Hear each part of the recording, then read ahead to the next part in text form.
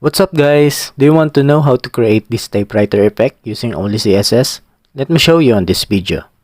I will create a paragraph with typing class.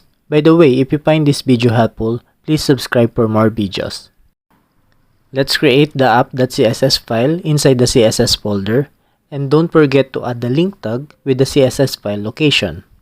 We are now in the CSS code.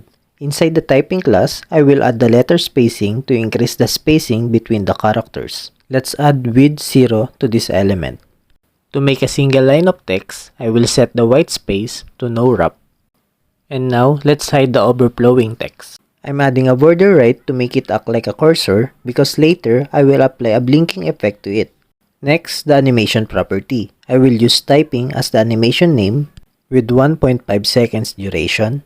I will add 18 steps as the timing function because that's how many characters and spacing I have, with the delay of 1 second, and forwards as the animation direction. Let's create the animation by creating a keyframes with the animation name we have set in the animation property, and increasing the element's width by 200 pixels.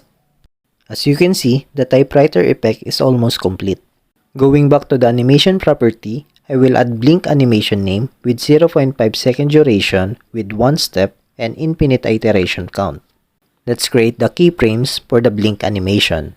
This time, we will change the border color from transparent. And at 50%, we will change it back to black color. And at the end of the animation, we will set it again to transparent. As you can see, we have completed the typewriter effect by applying those CSS code. So there you have it. Please like, comment, and subscribe for more videos.